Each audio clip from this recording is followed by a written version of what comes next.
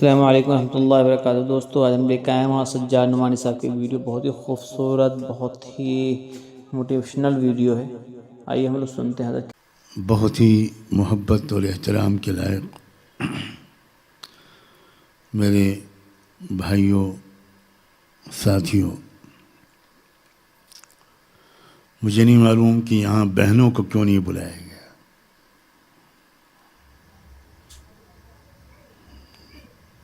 ये नाइंसाफ़ी है जिसके ख़िलाफ़ मैं सबसे पहले प्रोटेस्ट रजिस्टर करता हूँ। ये तरीक़ा सही नहीं। ज्ञान और ध्यान दोनों में महिलाओं का बराबर का योगदान रहा है। जब से योगदान कम हुआ है तब से दुनिया काबू में मर्दों के नहीं आ रही।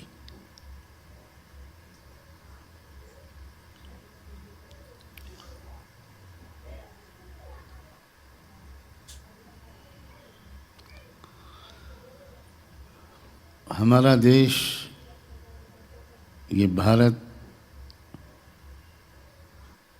दुनिया का शायद बहुत ही खुशनसीब मुल्क है और उसी के साथ साथ दुनिया का सबसे बदकिस्मत देश भी है। जो रिसोर्सेज मालिक ने भारत को दिए हैं, मैंने दुनिया में अनेक देशों का सफ़र किया है। मुझे कहीं नहीं लगा कि ऐसे रिसोर्सेज किसी और देश के पास हों।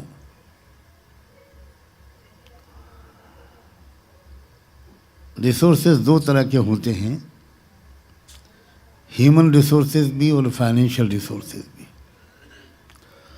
और असल रिसोर्स ह्यूमन रिसोर्स होता है, मैन पावर। आज तो दुनिया ने मान लिया कि हम चाइना से भी आगे बढ़ गए।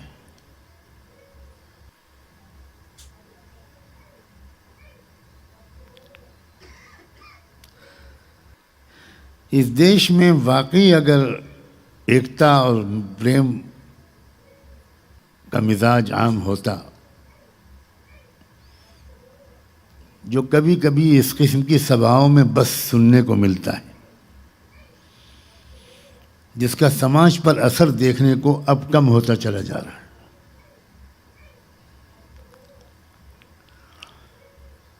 अगर वाकई हमारी दिल साफ होते एक दूसरे की तरफ से और हमारे कौल और फ़ेल में इस कदर कंट्रास्ट न होता और हम हिम्मत करके गलत को गलत खुलकर बाहर निकलकर कहने वाले भी बनते।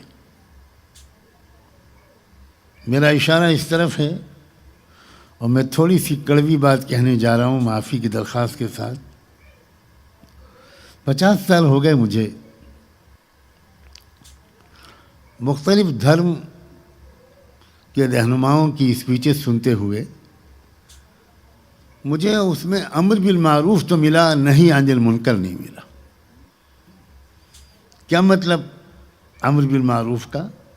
भलाइयों का उपदेश तो मिले, लेकिन बुराइयों को रोकने और टोकने और हाथ पकड़ लेने और कलाई मोड़ लेने की हिम्मत हमारे देश के धार्मिक रहनुमाओं के अंदर से निकल गई। और कभी भी कोई समाज सुधर नहीं सकता सिर्फ मीठी मीठी बातें करने से। आपको टोकना पड़ेगा, आपको रोकना पड़ेगा, गलत को गलत कहना पड़ेगा, खतरे मोल लेने पड़ेंगे, जेल जाना पड़ेगा और फांसी के फंदे भी चूमने पड़ेंगे। और ये साहस तकरीबन हम सब खो चुके।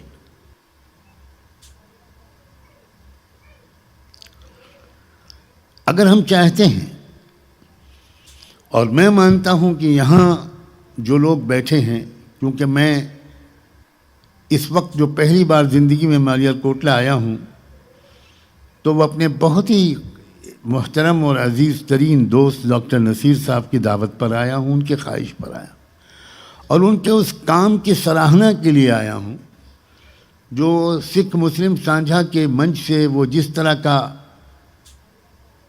एक माहौल कम से कम पंजाब के अंदर बनाने की कोशिश कर रहे हैं, तो उससे हम सीखने भी आए हैं।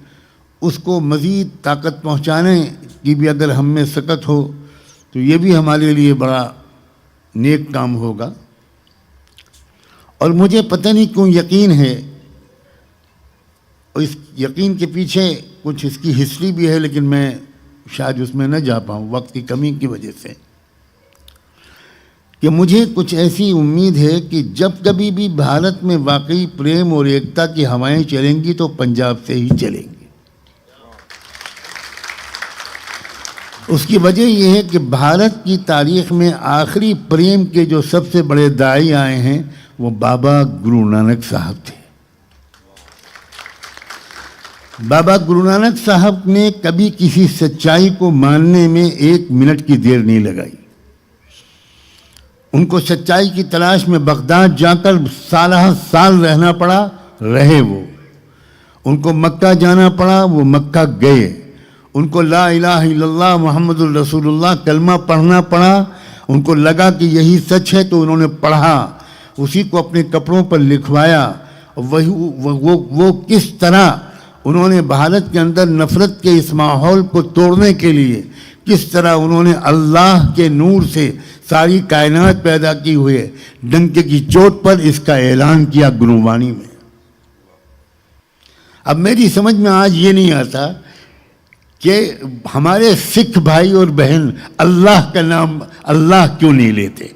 जब बाबा गुरु नानक ने लिया है तो आप क्यों हिचकिचाते हैं। मुझे तो वाहे गुरु का खालसा और वाहे गुरु की फतेह कहने में कोई हिचकिचाहट नहीं है, क्योंकि मैं जानता हूं वाहे गुरु उसके मुराद कौन है। मैं जानता हूं वाहे गुरु का खालसा और वाहे गुरु की फतेह का जब नारा लगता है तो ये खालिस तौहीद का कलमा है जो हमारे सिख भाई कहते हैं। उस देश में जहां लाखों मूर्तियों को पूजा जाता हो, बाबा गुरु नानक को लाखों सलाम कि उन्होंने साफ साफ कहा था एक उस ईश्वर के सिवा कोई दुनिया में नहीं है।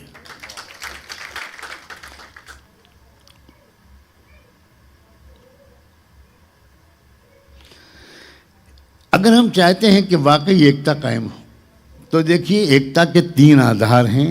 उन तीनों आधारों के बगैर आप सम्मेलन कर सकते हैं, अपनी पीठ ठपठपा सकते हैं, हर स्पीकर दूसरे स्पीकर की तारीफ कर सकता है, हम एक दूसरे को धोखा दे सकते हैं, लेकिन एक मोहल्ले में भी एकता कायम करने में हम प्रैक्टिकली सफल नहीं होंगे।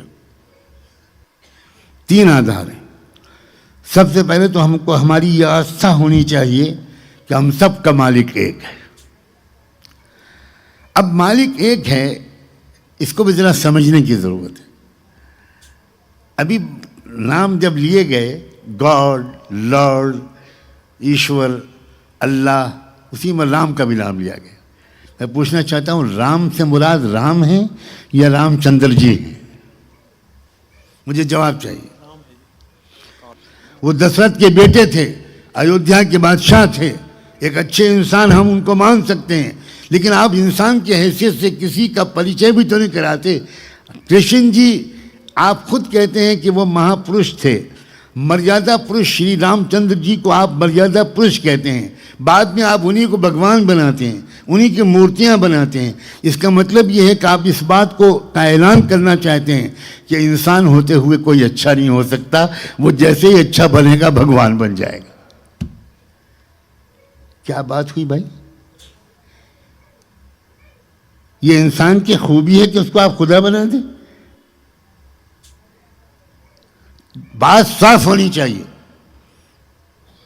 यही तो हमारी देश की सबसे बड़ी मुसीबत है कि बंद बंद लफ्जों में लोग बात कहते हैं, रिस्क नहीं लेना चाहते, खतरा नहीं मोल लेना चाहते।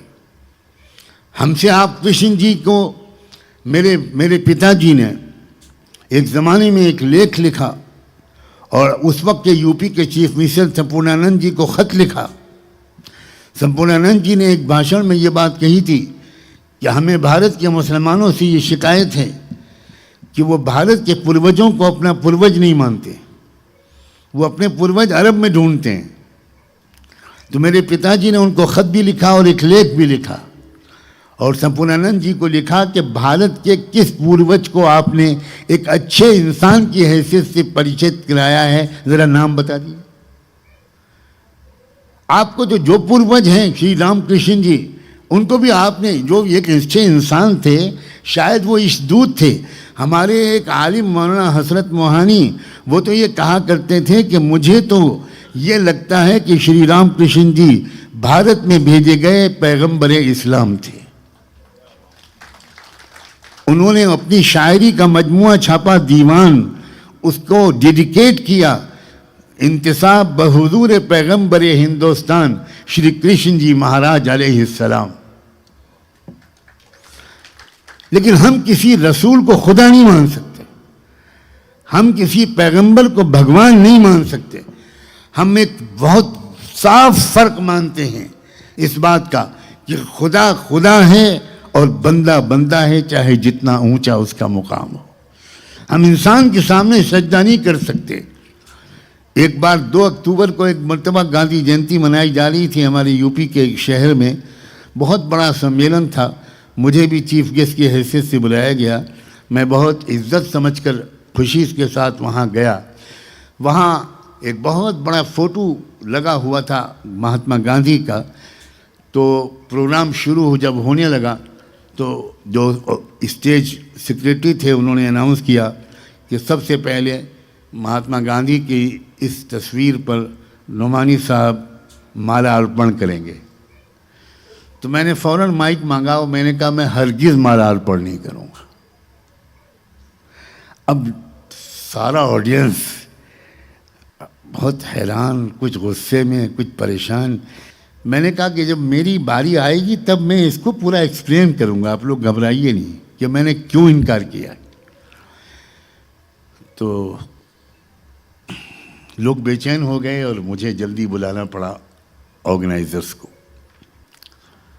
मैंने कहा कि देखिए, किसी व्यक्ति की इज्जत के 2 तरीके होते हैं। उसको रेस्पेक्ट पे करने, ऑफर करने के 2 तरीके होते हैं। एक तो ये कि आप उसकी टीचिंग्स पर अमल करें, जो आपकी 24 घंटे की लाइफ को मैनेज करेगी, गाइड करेगी। और एक तरीका ये है कि आप साल भर तो मौज मस्ती में गुजारें उसकी टीचिंग्स के बिल्कुल खिलाफ, और उसकी जयंती के दिन में माला अर्पण कर दें उसकी मूर्ति या फोटो पर। मैं इस दूसरे तरीके को इंसल्ट समझता हूँ, ये रिस्पेक्ट नहीं है, ये मजाक है, मजाक। और ये मत समझिएगा कि मैंने महात्मा गांधी की तस्वीर पर माला अर्पण करने से इनकार किया है। आप अगर सामने खाने काबा की तस्वीर ला कर रख दें तो मैं कसम है खुदा की कि मैं उस पर भी माला अर्पण नहीं करूँगा। अगर आप सरकार मदीना के गुंबद खजरा की तस्वीर लाकर सामने रख दें और मुझसे कहें कि उस पर हार पहनाऊं, मैं कभी नहीं पहनाऊंगा। हाँ, मैं ये कोशिश ज़रूर करूंगा कि अपने मालिक और उसके आखिरी रसूल की शिक्षाओं पर अमल करते हुए दुनिया से जाऊं। आप यकीन रखिए, वो जो सभा थी जिसमें 90% हिंदू लोग थे, वो खड़े हो गए और उन्होंने खड़े होकर स्टैंडिंग ओवेशन के साथ 2, 4, 5 मिनट तक तालियां बजाईं। यहाँ तक कि मेरी स्पीच के बाद उसमें से एक खातून जो एक कॉलेज की प्रिंसिपल थी, उन्होंने आकर स्टेज पर कहा कि मैं 2 मिनट कहना चाहती हूँ कुछ, मुझे इजाज़त दीजिए। उनको माइक पर बुलाया गया और उन्होंने कहा कि मेरी उम्र हो गई है इस वक्त 58 साल, शायद 2 साल बाकी हैं मेरे रिटायरमेंट में। मैं ज़िंदगी में पहली मर्तबा इस सच्चाई को मैंने सुना है कि क्यों माला अर्पण मुसलमान या मौलाना लोग नहीं करते। मैं सज्जाद नोमानी साहब की इस बात पर हाँ में हाँ मिलाते हुए कहती हूँ, आज से मैं किसी भगवान के फ़ोटो पर माला अर्पण नहीं करूँगी। आज से मैं उस एक मालिक को ढूंढूंगी और तलाश करूंगी और नोमानी साहब से कहूंगी कि मुझे उस मालिक तक पहुंचाने में मेरी मदद करें। मैं यही कहने के लिए आई थी। बहुत बहुत शुक्रिया। आधार है एकता का। सबसे पहले इस बात को सही तरीके पर जानना और मानना है कि हम सब एक मालिक के बंदे हैं और वो मालिक है कौन, और उस मालिक को उसके असली नाम से लेने में हम हिचकिचाएं नहीं। मेरा इशारा समझिए, खास तौर पर सिख हजरात। उस मालिक का नाम जब बाबा गुरु नानक अल्लाह ले रहे हैं तो आज के सिख उसको अल्लाह कहते हुए क्यों घबराते हैं? जिसके दिल में ईमान होता है वो उस मालिक के सिवा किसी से नहीं डरता, और जो किसी और से डरता है इसका मतलब है कि अभी उसका ईमान कच्चा है। हम सब के मालिक एक है, वो रहमान है, वो रहीम है, वो कृपाशील है, वो दयालु है, वो माफ़ करने वाला है, वो सब कुछ जानने वाला है, हमेशा से था और हमेशा रहेगा। वो निराकार है, उसकी मूर्ति नहीं बनाई जा सकती, उसकी शक्ल सूरत नहीं है। तलाश करो, उसको ढूंढो। दूसरा आधार, समय के आभार की वजह से मैं दूसरी अपनी बात को शॉर्ट करते हुए कहता हूं कि दूसरी बुनियाद है एकता की, वो ये है कि हम सब एक माँ बाप की औलाद है। कोई दुनिया में साबित कर दे, कोई बड़े से बड़ा साइंटिस्ट साबित कर दे कि हम अलग अलग माँ बाप की संतानों से। और भारतवासी होने की हैसियत से तो हमें एक और गौरव हासिल है, वो ये है कि हमारे माँ बाप जब स्वर्ग से उतारे गए थे तो अरब में नहीं भेजे गए थे, भारत में उतारे गए थे। बहुत सोचने की बात, इस बात को मुसलमान भी नहीं जानते। श्रीलंका का वो इलाका जो आज श्रीलंका में है, जहाँ हज़रत आदम को उतारा गया था, वो श्रीलंका में आज है। आज भी वहाँ एडम्स ब्रिज के नाम से एक ब्रिज मौजूद है, पूरी यादगार मौजूद है। हिस्टोरियंस ने रिसर्च करके साबित किया है। तो जब स्वर्ग से निकाल कर इस दुनिया में पहले इंसान को खुदा ने उतारने का फैसला किया, तो जिस देश को उसने चुना वो भारत था। यह हमारे भारतीयों के लिए फ़ख्र की बात है। हम एक माँ बाप की औलाद हैं, तो क्यों हम इतना दूर दूर रहते हैं, क्यों अलग थलग रहते हैं, क्यों हमारे एक दूसरे के साथ मिलना जुलना क्यों कम हो गया है, एक दूसरे के घर जाना, एक दूसरे के पारिवारिक हमारे रिश्ते क्यों टूट गए।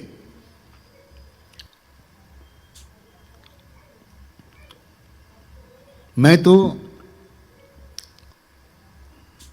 सिख मुस्लिम साझा मंच वालों के जिम्मेदारों से ये अनुरोध करूंगा कि मैंने भारत के मुख्तलिफ इलाकों के अंदर एक मूवमेंट शुरू की है। मुसलमानों से ये कहा है कि आप अपनी मस्जिद के चारों तरफ के 30-40 घरों को काउंट कर लीजिए या उससे कुछ ज़्यादा, और मस्जिद से 3-4-5 अच्छे समझदार सुलझे हुए मुसलमान वो पूरे मोहल्ले के एक एक घर जाएं, एक एक घर जाएं। वो किसी का घर हो, हमारे भाई का घर है, वो हमारी बहन का घर है, उसके घर जाइए, बेल बजाइए, नॉक कीजिए। वो घर से निकले, दरवाजे पर आए तो आप उससे कहिए कि पहले तो माफ़ी मांगते हैं कि आपसे समय लिए बगैर हम आए हैं। हम आपसे 10 मिनट की इंसानियत की, प्यार मोहब्बत की बात करना चाहते हैं। जब आपको समय हो वो वाला बता दीजिए, हम अभी आपको तकलीफ़ नहीं देना चाहते। हाँ, आप जब कहेंगे तब हम आ जाएंगे। तो कभी तो वो ये कहेगा घर वाला कि नहीं मैं अभी फ्री हूँ, आप अभी आइए। कभी वो ये कहेगा कि धन्यवाद, बहुत बहुत शुक्रिया, मैं तो इस वक्त ऑफिस जा रहा हूँ, आप शाम को आ जाइए या संडे में आ जाइए। तो उसका शुक्रिया अदा करके वापस आ जाइए। फिर जो टाइम और दिन उसने दिया हो उस दिन पहुँच जाइए, और पहुँच कर कहिए कि हम आपके पास किसी शिकायत के लिए नहीं आए, किसी डिमांड के लिए नहीं आए, न नोट के लिए आए, न वोट के लिए आए। हम एक रिश्ता है हमारे आपके दरमियान, हम एक माँ बाप की औलाद हैं, एक मालिक की संतान हैं। तो हम उस रिश्ते को जो हम भूल गए थे फिर से जोड़ने के लिए आए हैं, ताकि बस ये कहने के लिए आए हैं कि हम लोग पड़ोसी हैं, दुख सुख में शरीक रहना चाहते हैं। रात के 2 बजे भी आपको अगर कोई ज़रूरत पड़ जाए तो ये हमारा मोबाइल नंबर है, प्लीज़ इसको ले लीजिए और हमें याद करके सेवा का मौका दीजिए। हम ज़िंदगी भर आपके आभारी रहेंगे। इतनी बात कहिए और उसके बाद इजाज़त लेकर चले जाइए। शुरू कीजिए ये काम। मैंने बहुत से स्टेट्स में, खुदा का शुक्र है कि बड़ी तेज़ी के साथ ये शुरू हुआ। और फिर उसके बाद ये भी कहिए कि देखिए अगर आपको हमारा आना अच्छा लगा हो तो आज हम आए हैं किसी दिन आप भी तशरीफ़ लाइए हमारे गरीब खाने पर, तो वो खुशी से ये कहेंगे भारत का ज़मीर, यहाँ की मिट्टी में मोहब्बत है, नफ़रत यहाँ इंपोर्ट की जा रही है। अंग्रेज़ों के आने से पहले यहाँ नफ़रत नहीं थी। आखिर मर्दाना साहब बाबा गुरु नानक साहब के साथ ज़िंदगी भर इस तरह ऐसे कैसे रहे कि उनकी कब्र भी वहीं बनी। आप सोचिए ज़रा, कैसा इश्क था, कैसी मोहब्बत थी। बाबा फरीद के दरबार में, बाबा फरीद के यहाँ बाबा सीखा और ज़िंदगी भर किस तरह फरीदा फरीदा फरीदा फरीदा की सदा लगाते रहे। उनको कोई डर नहीं लगा कि हिंदू समाज कुछ बुरा भला कहेगा, इनको बिल्कुल डर नहीं लगा। जो सच्चाई के पैरोकार होते हैं वो सच्चाई का ऐलान करने में कभी हिचकिचाते नहीं। आम आदमी भी नहीं हिचकिचाता। जाए कि एक वाक़या अपने पिताजी का याद कर रहा था 3-4 दिन से, जब से मैं 3 दिन से पंजाब में हूँ। मेरे पिताजी की एक रेलवे स्टेशन पर, अमरोहा के रेलवे स्टेशन पर ट्रेन छूट गई। उनको शायद दिल्ली जाना था। रात थी और सख्त सर्दी की रात थी, और वालिद साहब को चूंकि ट्रेन से जाना था, रात से पहले पहुंच जाना था, तो वो कोई बिस्तर विस्तर लेकर निकले नहीं थे।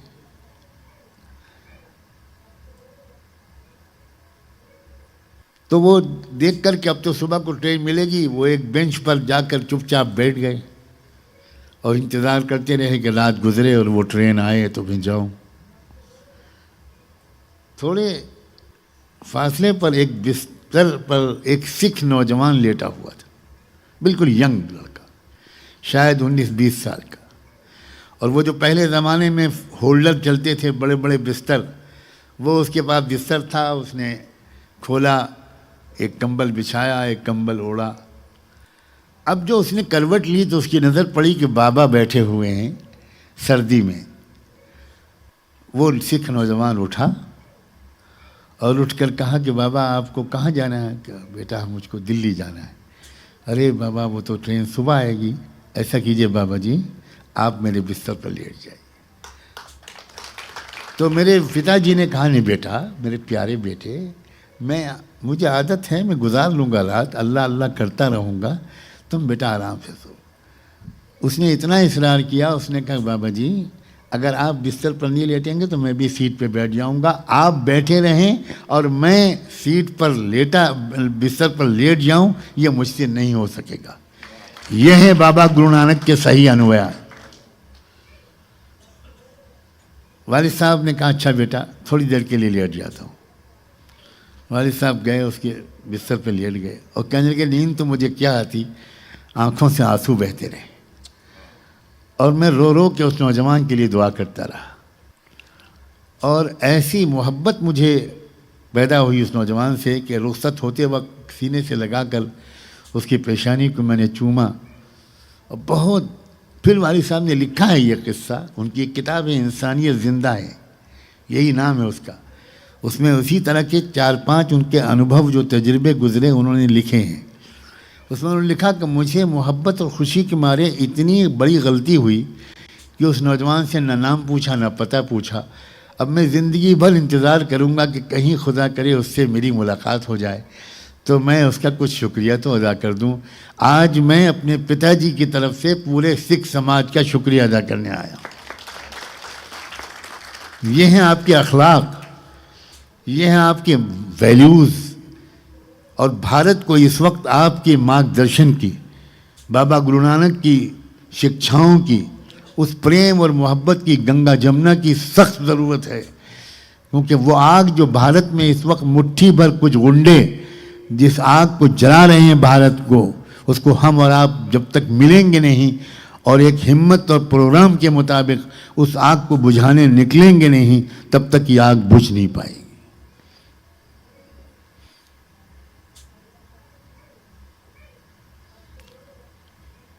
तीसरी बात एक और कहना चाहता हूँ, एकता का तीसरा आधार, एक तो ये कि हम सब के मालिक एक ये कि हम सब के माँ बाप एक।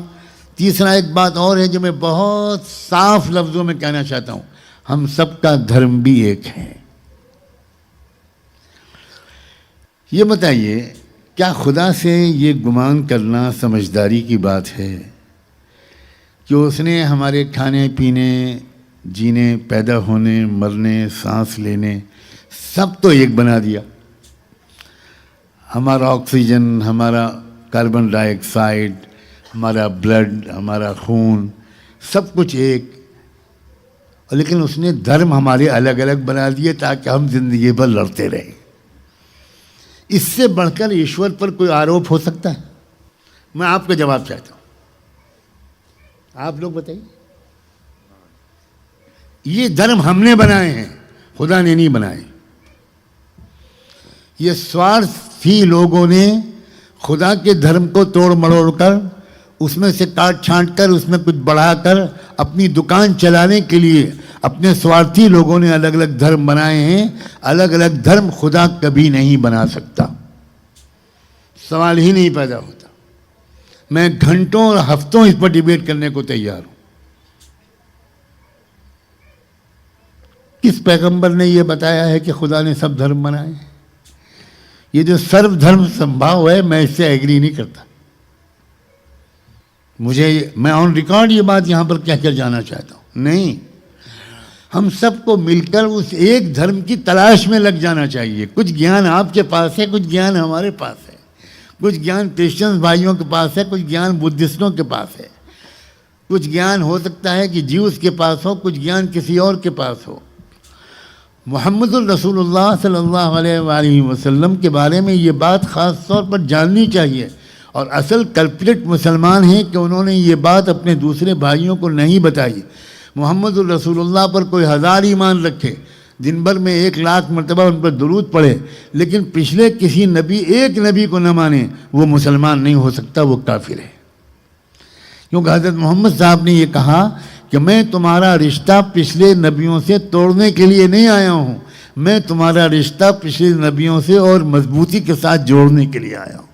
जब तक तुम उन सब पर आस्था नहीं रखोगे, कुरान एक बार बार कहता है मुसद्दिक़न लिमा बैन यदैहि, कुरान बार बार कहता है कि पिछले ग्रंथों और किताबों से तुम्हारा रिश्ता तोड़ने के लिए कुरान नहीं आया, पिछले ग्रंथों और किताबों से रिश्ता जोड़ने के लिए कुरान आया है। लेकिन मुसलमानों से ये बहुत बड़ी गलती हुई है। मैं इसका इल्ज़ाम नॉन मुस्लिम से ज़्यादा मुसलमानों के ऊपर रखना चाहता हूँ कि मुसलमान इस सच्चाई को अपने दूसरे नॉन मुस्लिम भाइयों और बहनों तक नहीं पहुँचा सके। और ये अभी गलती 300-400 साल की है, इससे पहले की गलती नहीं है। हम बादशाहों पर ईमान लाने वाले लोग नहीं हैं, हम नबियों पर ईमान लाने वाले लोग हैं। बादशाहों के किसी क्राइम, किसी गलत काम के सिलसिले में कोई नाराज़गी का कोई बदला किसी मुसलमान से लिया जाए, इसमें ये तो बिल्कुल अन्याय है। हम बादशाहों पर ईमान लाने वाले लोग नहीं, कतन नहीं। बादशाह, ये जो राजों महाराजों की लड़ाई थी, तो सत्ता की लड़ाई थी, इसके धर्म से कोई ताल्लुक़ नहीं था। ये तो हर तरफ अच्छे बुरे लोग मौजूद हैं। हमारे सामने है कुरान, हमारे सामने है मोहम्मद रसूलुल्लाह, और मैं आज एक सजेशन पेश करने की इजाज़त चाहता हूँ। इजाज़त है? सजेशन ये है कि सिख भाई मुसलमानों को बताएं, हमारे बाबा गुरु नानक की तालीमात मुसलमानों को सिख भाई बताएं। इसके लिए कुछ लेक्चर्स, कुछ सेमिनार्स, कुछ मीटिंग्स हों। जैसे अभी बहुत फाजिलाना खिताब हमने सुना और एक से एक शानदार मालूमात का दरिया बहाया आपने। इसी तरह मुसलमान सिख भाइयों को बताएं कि कुरान में क्या है, सिख भाइयों और बहनों को बताएं कि हज़रत मोहम्मद साहब ने क्या कहा है। दूसरी कौमों के साथ क्या व्यवहार करो, दूसरी कौमों के गुरुद्वारों, चर्चेज, मंदिरों के साथ क्या व्यवहार करो। किसी भी गुरुद्वारे, किसी इबादत खाने, किसी मंदिर, किसी चर्च, ये इसकी तरफ टेढ़ी आंख से देखने की इजाज़त नहीं देता इस्लाम। और यही होता है धर्म। धर्म जब पॉलिटिक्स के लिए इस्तेमाल किया जाता है, तब धर्म का मिसयूज़ होता है, तब धर्म बदनाम होता है। उसको लोग टूल के हैसियत से इस्तेमाल करते हैं पब्लिक को लड़ाने की। अब उसमें हमारी जिम्मेदारी क्या है? देखिए मसला क्या है, ये बात बहुत भारत के का जो मिजाज है उसकी मैं शिकायत बार बार करूँगा, आप बुरा न मानें। यहाँ मैं जितने भी प्रवचन सुनता हूँ, मुझे 20-25 साल तो हो गए या 30 साल, मैं आज तक नहीं देखा कि किसी धर्म के नुमाइंदे ने तकरीर करते हुए अपने समाज के गुंडों को गलत कहा हो, अपने समाज के कम्युनल फैसिस्ट लोगों के खिलाफ उन्होंने आवाज़ उठाई हो। अपने समाज के खिलाफ बोलना ज़्यादा मुश्किल काम है। क्यों भाई, सही है कि नहीं ये बात? दूसरे समाज की आलोचना करना बहुत आसान है, खूब क्लैपिंग होगी आपके समाज की तरफ से, आपको खूब सराहना मिलेगी। लेकिन अपने समाज के लोग, जिस वक्त महात्मा गौतम बुद्धा, और मैंने कहा कि ये अन इस्लामिक अनसिविलाइज्ड एक्ट है, टेररिस्ट एक्ट है, इस्लाम इसकी जान की गवर्नमेंट ने उस स्टेचू को रिपेयर किया और रिपेयर करके फिर से खड़ा किया और फिर उनको बुलाया, क्या नाम है उनका, अरे वो जो तिब्बत के हैं, दलाई लामा को बुलाया कि आप इनॉग्रेट कीजिए उस मूर्ति का। ये खबर मीडिया ने नहीं दी, मीडिया कभी भी उन खबरों को नहीं फैलाता। मेरे पास फ़ौरन वहाँ से वीडियो आ गया कि दलाई लामा अफगानिस्तान पहुँचे और उन्होंने उस मूर्ति को जो रिपेयर करके तालिबान की गवर्नमेंट ने खड़ी कर दी, उसको इनॉग्रेट किया। धर्म ये सब चीज़ें नहीं सिखाता, धर्म तो वैल्यूज़ सिखाता है, धर्म तो रेस्पेक्ट सिखाता है, हम्बलनेस सिखाता है, सखावत सिखाता है, हमदर्दी सिखाता है, गरीबों की मदद और जहालत में फंसे हुए लोगों को जहालत से निकालना, उनको अपलिफ्ट करना, एम्पावर करना सिखाता है, अपने टाइम को मैनेज करना सिखाता है, अपने फाइनेंशियल रिसोर्सेज को सही तरीके से समाज के ऑल राउंड डेवलपमेंट के लिए इस्तेमाल करने का सलीका सिखाता है। और इस सिलसिले में सिख समाज इस वक्त एक आइडियल के हैसियत से दुनिया के सामने है। सिख समाज का जो लंगर का जो कल्चर है वो पूरी दुनिया के सामने आइडियल है। ये लंगर का कल्चर उन्होंने कहाँ से लिया, मैं इस वक्त इन तफसीलात में नहीं जाऊँगा, लेकिन जिनसे ले लिया उन्होंने छोड़ दिया और जिन्होंने ले लिया वो उसको अपनाए हुए हैं। हर गुरुद्वारे में लंगर है, कितनी बरकत है उस खाने में, कितनी लज्जत है उस खाने में, किस कदर लोगों को उसलिए कि ये है असल में उन्होंने पूरा सिस्टम गुरुद्वारे का ऐसा बनाया है कि जिसको रोज़गार की ज़रूरत हो वो भीख न मांगे, वो गुरुद्वारे आए और गुरुद्वारा इंतज़ाम करेगा इस बात का कि उसको पैरों पर खड़ा करे। यह है वो सिस्टम। एक ज़माने में एक बड़े लीडर हुआ करते थे, मैं उनका नाम नहीं लूँगा, बहुत बड़े सिख लीडर थे, वो मेरे पास लखनऊ में मुझसे मिलने आए। उस वक्त तो मेरी जवानी का दौर था। उन्होंने मुझसे कहा कि आप अपना जुमा और हज हमको दे दीजिए, 25 साल के अंदर दुनिया को बदल कर हम दिखा देंगे। मुसलमानों से कहा कि आप जुमा और हज दे दीजिए, और हमने जो कुछ सीखा है वो मस्जिद के सिस्टम से सीखा है। और मुसलमानों ने क्या किया, खाली जुमे की नमाज में लेट पहुँचे ताकि आखिर में नमाज में पहुँचें, खुतबा सुनने को न मिले, प्रवचन सुनना न पड़े, आखिर में पहुँचें और 2 रकअत नमाज उठक बैठक करके वापस आ जाएं और आकर बाहर कहें मैं अमीरुल मोमिनीन हूँ, मैं ख्वाजा मुइनुद्दीन चिश्ती और ख्वाजा निज़ामुद्दीन औलिया का खलीफा हूँ। क्या कर रहे हो मुसलमानों, क्या कर रहे हो? ये थी मस्जिद।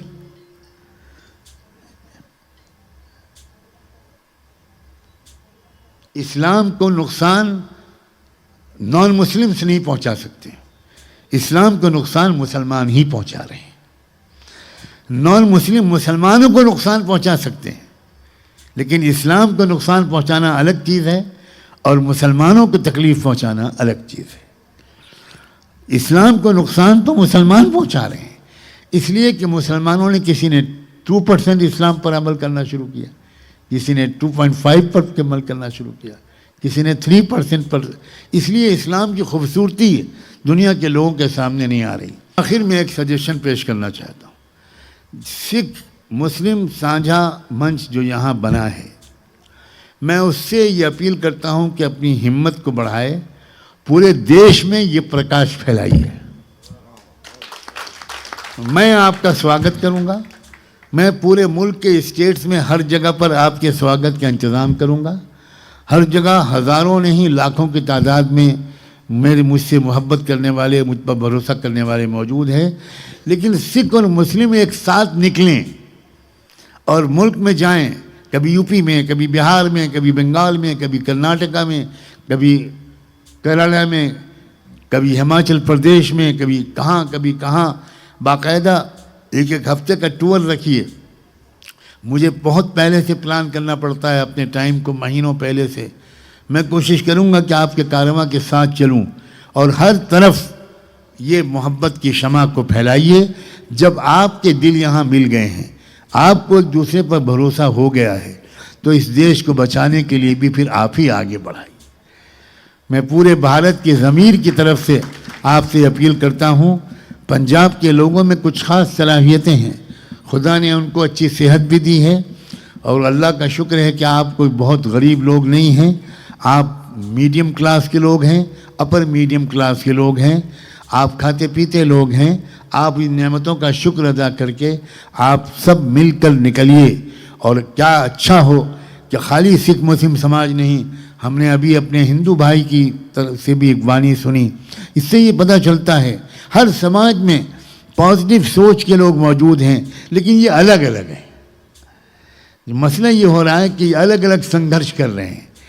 अलग अलग संघर्ष जारी रखिए, लेकिन कोई एक मंच ऐसा भी होना चाहिए जिसमें हम सब अपनी शक्ति डालें, अपनी एनर्जी उसमें डालें। जब हम सब इकट्ठा होंगे तो जाहिर है कि हमारे संदेश की ताकत बहुत ज़्यादा बढ़ जाएगी। मैं उम्मीद करता हूँ कि मैंने आपका ज़्यादा समय नहीं लिया होगा या समय बर्बाद नहीं हुआ होगा। बातें तो कहने की बहुत हैं, दिल ज़ख्मों से चूर है, लेकिन मैं शुक्रगुज़ार हूँ कि तीसरे दिन आज जो मेरा आखिरी पब्लिक प्रोग्राम हो रहा है वो ऐसा है जैसे खाने के बाद मीठा। हमारे यहाँ लखनऊ का जर्दा मशहूर है, बहुत मीठे चावल। यहाँ भी मीठे चावल सिख मुस्लिम समाज ने बहुत खिलाए हैं। खुदा करे यहाँ आपको आखिरी गुफ्तगू में कुछ मीठे चावलों का मज़ा आया हो। असल तो ये मिठास आप सब की है, आपकी दिलों की, आपके विचारों की है। अल्लाह आपको सलामत रखे और हम ज्ञान और ध्यान हों और हम जो कुछ कहें वो दिल से कहें। आप सबका ख़ास तौर पर सिख मुस्लिम साझा मंच का बहुत बहुत शुक्रिया जी। दोस्तों आपको वीडियो कैसी लगी कमेंट में ज़रूर बताइए कि वीडियो आप लोगों को कैसी लगी।